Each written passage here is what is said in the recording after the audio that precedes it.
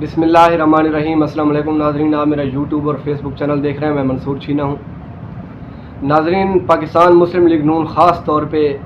پچھلے ایک عرصے سے بیانیاں بنا رہی تھی اینٹی اسٹیبلشمنٹ اور اینٹی سابقہ اسٹیبلشمنٹ جو تھی، جس میں جنرل فیض اور جنرل باجوہ شامل تھے۔ تو جب انہوں نے یہ بیانیہ بنایا اور نواز شریف نے اپنی واپسی کی ڈیٹ بتائی اور شہباز شریف پھر ایک دن کے لیے پاکستان آئے، تو گجرانوالہ میں ان کو جو پیغام دیا گیا تو وہ کچھ اس طرح تھا کہ بھائی تھوڑا ٹھنڈا کر کے کھائیں، یہ جو آپ نے اینٹی اسٹیبلشمنٹ جو بیانیہ بنا کے اگر آپ سمجھ رہے ہیں کہ پھر بھی آپ اور ہم ایک پیج پہ رہیں گے، تو ایسا ممکن نہیں ہے۔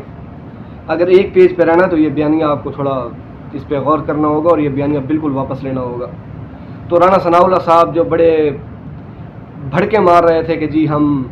یہ کریں گے، ہم نے یہ کرنا ہے، ہم نے ان کو انصاف کے کٹہرے میں کھڑا کرنا ہے، جنرل باجوہ اور جنرل فیض قومی مجرم ہیں، مختلف قسم کی جو یہ بیان بازی کی جا رہی تھی پاکستان مسلم لیگ نون کی طرف سے، خاص طور پہ رانا ثناء اللہ کی جانب سے اور نواز شریف کی جانب سے، تو جناب وہی ہوا جو ہونا تھا۔ وہ پھر سے دھڑم سے جو ہے وہ طاقتور لوگوں کے پیروں میں جا گرے اور انہوں نے کہا کہ ہمارا جو یہ بیان ہے،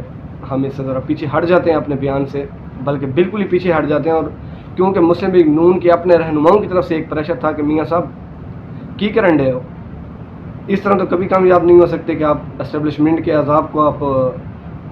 دے رہے ہو دعائیں، تو پھر آپ وہ اسٹیبلشمنٹ کا عذاب آئے گا تو آپ کے ساتھ کیا ہوگا، یہ تو سب کو پتہ ہے۔ عمران خان صاحب کے ساتھ کیا ہو رہا ہے، جو پچھلے سابقہ ادوار تھے ان میں جو جن لوگوں نے اسٹیبلشمنٹ کے خلاف گئے ان کے ساتھ کیا ہوا، تو آپ تو میاں صاحب پھر وہی کرنے لگے۔ تو اب چونکہ پریشر جو ہے وہ ہیوی قسم کا پریشر آیا ہے اور عدالتوں میں کیس بھی کھلے ہوئے ہیں، تو میاں صاحب کو نظر ثانی کرنی پڑ گئی ہے اس کے اوپر۔ اور جو وزیر داخلہ رانا ثناء اللہ تھے جو بڑی بھڑکے مارتے تھے، انہوں نے گزشتہ روز ایک ٹی وی چینل میں بیٹھ کے یہ وضاحتی بیان بھی دیا کہ جناب ایسا کچھ نہیں ہے، ہم بالکل ایسے ویسے لوگ نہیں ہیں، ہم انتہائی شریف اور سادہ قسم کے لوگ ہیں، ہمارا یہ بیانیہ نہیں تھا اور ہمارا یہ بیانیہ آگے ہونا بھی نہیں ہے اور ہم اس طرح کا کچھ کریں گے بھی نہیں۔ البتہ کچھ آنے والے چند دنوں میں پھر آپ دیکھیں گے کہ یہ اس بیانیے پہ عمل کریں گے، کیونکہ اس کے علاوہ ان کے پاس کوئی بیانیہ تو ہے نہیں۔ اب یہ تو نہیں کہہ سکتے کہ حکومت میں ہم آئیں گے تو ہم یہ کریں گے، کیونکہ پچھلے جو 16 مہینے میں انہوں نے ملک کا جو پٹھا بٹھایا ہے وہ تو پوری پاکستانی قوم کا جو کم سن بچہ ہے اس کو بھی پتہ ہے کہ ملک کے ساتھ انہوں نے کیا کیا، اور پوری پاکستانی قوم جانتی ہے کہ اس ٹائم کیا ہو رہا ہے پاکستان میں۔ نگران سیٹ اپ کس کا ہے، کس کی طرف سے وہ لانچ کیا گیا، بے شک وہ طاقتوروں کی جانب سے آیا ہے، طاقتوروں کا ایک لانچ کیا ہوا سسٹم ہے، لیکن مسلم لیگ نون کی بھرپور حمایت حاصل ہے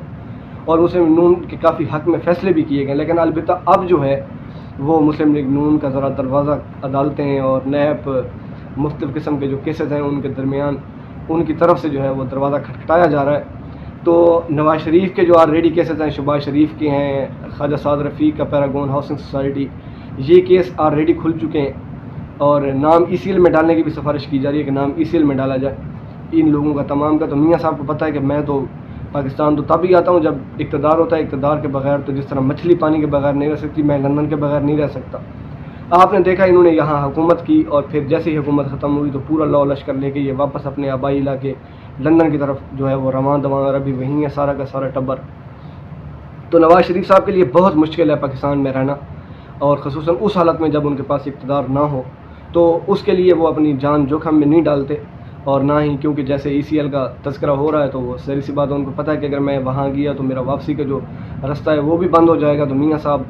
مچھلی پانی کے بغیر کیسے رہے گی، یہ والا جو معقولہ ہے وہ فٹ آتا ہے میاں صاحب کے اوپر اس ٹائم جو سچویشن ہے یا کنڈیشن ہے اس کو دیکھ کے۔ ناظرین، پہلا جو کھڑاک ہے وہ میں ذرا آپ کے سامنے رکھتا ہوں کہ جو لاہور کی انسداد دہشت گردی عدالت ہے، اس میں ستمبر 2022 میں لاہور گرین ٹاؤن تھانہ جو ہے اس میں ایک امام مسجد کی مدعیت میں ایک مقدمہ درج کیا گیا تھا۔ جاوید جو ہیں لطیف صاحب اور اس کے علاوہ مریم اورنگزیب صاحبہ، ان کے خلاف مذہبی منافرت کو ہوا دینے، فرقہ واریت، دہشت گردی پھیلانے اور انتہائی نازیبہ گفتگو کرنے کا مقدمہ درج کیا گیا تھا گرین ٹاؤن تھانہ لاہور میں امام مسجد کی مدعیت کے اندر۔ تو یہ کیس جناب دوبارہ کھل گیا ہے۔ پولیس نے آج انسداد دہشت گردی عدالت کی جو جج ہیں ان کے سامنے یہ کیس جو ہے ڈسچارج کے لیے رکھا۔ اب لفظ ڈسچارج کے اوپر غور کرنا کہ ڈسچارج کے لیے رکھا گیا کہ یہ کیس ہم ختم کر رہے ہیں۔ پولیس نے جو رپورٹ جمع کروائی تو معزز جج صاحبہ جو اس کو ہینڈل کرتی ہیں، جو اس کی چیف ہیں وہاں کی، انہوں نے یہ فیصلہ کیا کہ میں اس رپورٹ کو مسترد کرتی ہوں، اور انہوں نے 30 ستمبر کو جوید لطیف کو اور مریم اورنگزیب کو اس مقدمے کے اندر طلب کر لیا. تو یہ پہلی کھڑاک ہے جو کہ نون لیگ کو، یہ ایک انتہائی اہم جو کیس ہے، اور یہ اس حوالے سے بھی اہم ہے کہ مسلم لیگ نون اور اسٹیبلشمنٹ جو کہا جا رہا ہے کہ وہ ایک پیج کے اوپر ہے، تو اب پیج میرے خیال میں تھوڑے تھوڑے علیحدہ ہو رہے ہیں. سیکنڈ پیج پہ آ گئے ہیں نون لیگ اور فرسٹ پیج پہ ہے اسٹیبلشمنٹ، تو دونوں ایک پیج پہ تو فی الحال بالکل بھی دکھائی نہیں دے رہے. اس کے علاوہ آج اعتزاز احسن صاحب نے پوسٹ مارٹم کیا ہے جو پاکستان کے موجودہ حالات ہیں ان کا، سیفر کیس کا، اور عمران خان کے ساتھ جو ہونے والی ناانصافیاں ہیں. اس سے زیادہ جو آج انہوں نے پوسٹ مارٹم کیا، اس سے زیادہ پوسٹ مارٹم شاید ہو نہیں سکتا. انہوں نے بیان کرتے ہوئے کہا کہ مہاراجہ کی طرف سے حکم آیا، مہاراجہ سے ان کا مطلب امریکہ تھا، جن کو حکم آیا وہ بھی آپ بہتر جانتے ہیں کہ ان کی طرف سے حکم آیا کہ قیدی نمبر 804 یعنی کہ عمران خان کو ہٹا دو. تو انہوں نے ان کو کہا کہ مہاراجہ آپ کا حکم تھا کہ ہٹا دو، ہم نے تو ہٹا کے ان کو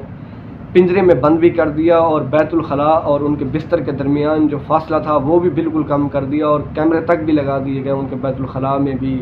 ان کے کمرے میں بھی. آپ نے تو کہا تھا کہ ایک تھپڑ ماریں، ہم تو اس کا سر قلم کر کے لے کے آئے ہیں آپ کے سامنے. تو یہ انہوں نے، بے شک آپ کو کچھ بھی لگے، لیکن یہ انہوں نے آج کے جو حالات جو پچھلے 16 مہینے سے اور جو عمران خان کے ساتھ کیا گیا اس کی ایک تصویر کھینچ کے ہماری قوم کے سامنے رکھی ہے. اعتزاز احسن صاحب نے انتہائی مدبر سیاستدان بھی ہیں، اور وکالت میں تو ان کا بالکل ایک الگ مقام ہے، ایک خاص مقام ہے ان کا، اور ان کی گفتگو ہمیشہ سے دلیرانہ اور انتہائی بے باک ہوتی ہے. یہ آپ تمام لوگوں کے سامنے. اس کے علاوہ انہوں نے سیفر کیس کے بارے میں گفتگو کرتے ہوئے اعتزاز احسن صاحب نے کہا کہ سیفر کیس ہوتا کیا. اچھا بیسک ناظرین میں بھی آپ کو یہ بتانا چاہتا ہوں کہ سائفر جو ہوتا ہے، یہ جو باہر کے ملک کے سفیر ہوتے ہیں یا جو ان کا آپ ایڈمنسٹریشن کہہ لیں، یہ ایڈمنسٹریشن کی جانب سے جو پیغام ہوتا ہے سفارتی سطح کے اوپر جب وہ پاکستان آتے ہیں اس کو سائفر کہتے ہیں.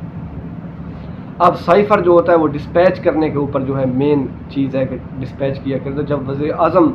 جو بھی پاکستان کا وزیر اعظم ہوتا ہے، جب وہ حلف لیتا ہے تو وہ حلف میں ایک بات کہتا ہے باقی باتوں کے ساتھ کہ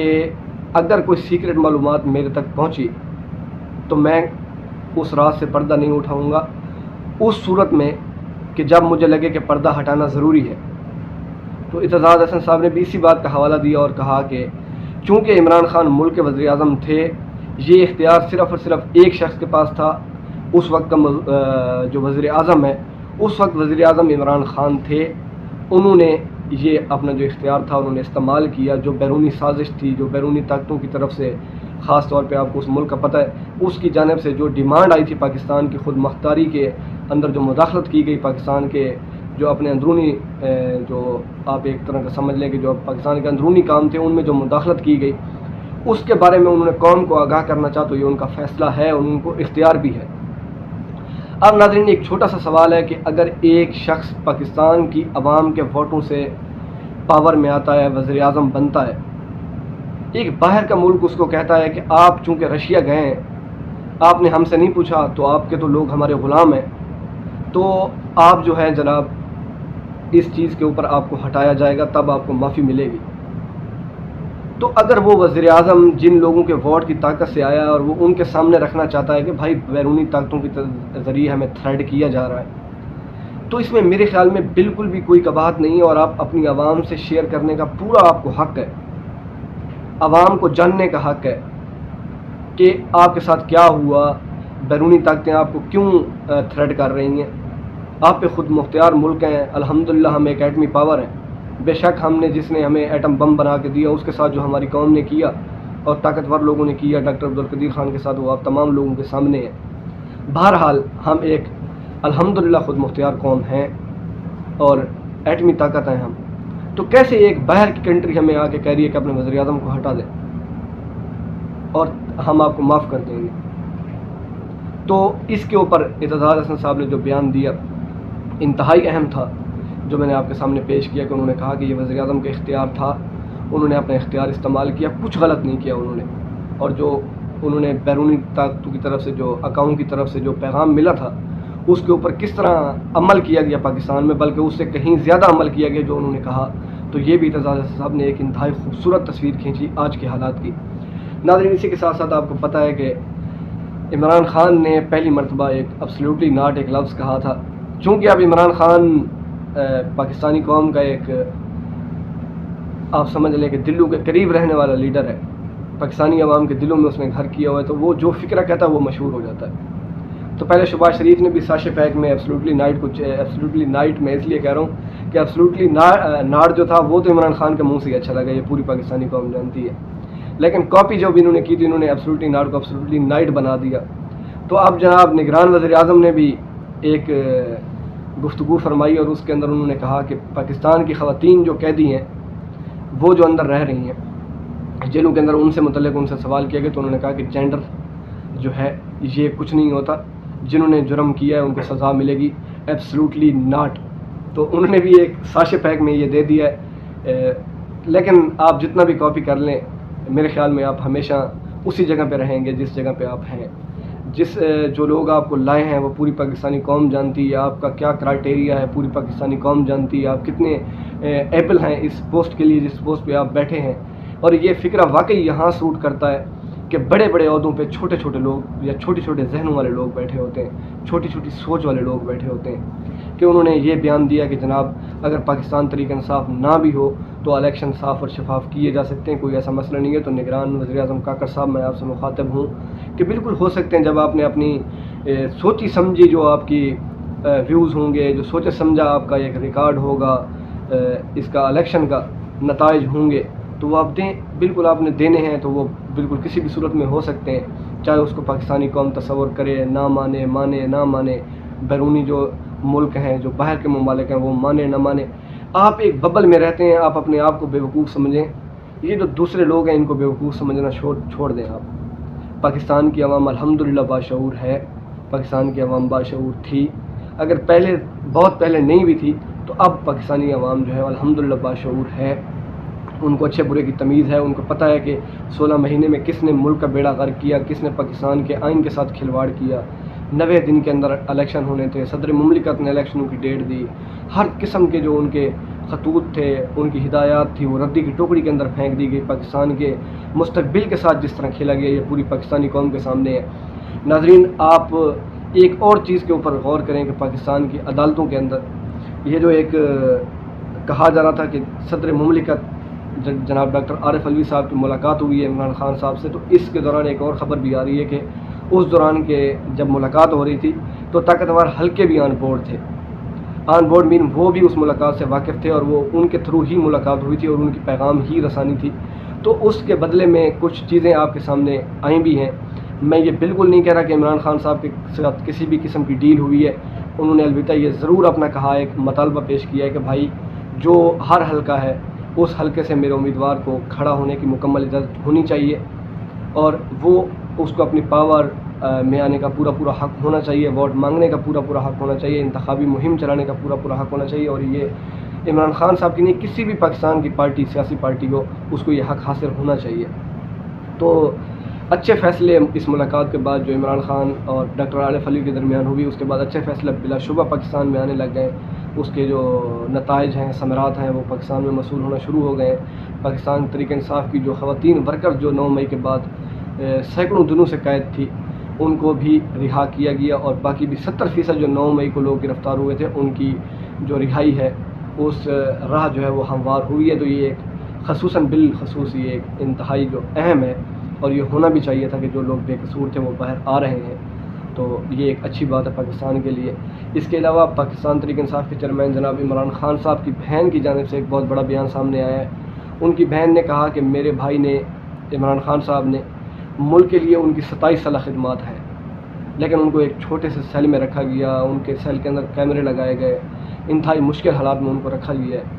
تو اس کے حوالے سے انہوں نے پاکستانی قوم کو آگاہ کیا کہ کس طرح عمران خان کے ساتھ جیل کے اندر رویہ رکھا جا رہا ہے. تو ناظرین یہ آپ تمام کے سامنے ہے کہ وہ شخص جس نے پاکستان کے اندر ہزاروں فلاحی کام کیے, شوکت خانم کینسر اسپتال جس نے بہترین ادارے بنائے, نمل یونیورسٹی, القادر یونیورسٹی, بے شک وہ ان کے گلے میں پڑی ہوئی ہے کیونکہ پاکستان میں ہمیشہ جب بھی آپ اچھا کام کریں گے تو آپ کے وہ گلے ہی پڑے گا. اگر آپ برا کام کریں گے تو آپ کو نگران سیٹ اپ میں جگہ بھی مل سکتی ہے, آپ وزیر بھی بن سکتے ہیں. اس کے لیے آپ کی عمر بے شک 21 سال ہو, آپ ینگ ہوں تو آپ کو کہا جاتا ہے کہ جسٹ چل, جسٹ چل بوائے. تو بوائے جو ہے وہ چل کر رہا ہے. میں بات کر رہا ہوں بلوچستان میں ایک نگران وزیر ہے جس کی 21 سال عمر ہے اور وہ اس ٹائم نگران وزیر ہے کیونکہ اس کے طاقتور لوگوں کے ساتھ اچھے تعلقات ہیں. تو اچھے تعلقات ہونے کی بیس کے اوپر ان کو یہ جو فیسلٹی ہے وہ دستیاب ہے اور وہ اس ٹائم اس فیسلٹیز سے جو ہے وہ مزہ لے رہے ہیں. ناظرین اسی ولاگ کے ساتھ دیجیے اجازت. اگر ولاگ اچھا لگا ہو تو پلیز چینل کو لائک کریں، سبسکرائب کریں. شکریہ آپ کا. اگلے ولاگ میں ملاقات ہوتی ہے. اللہ حافظ.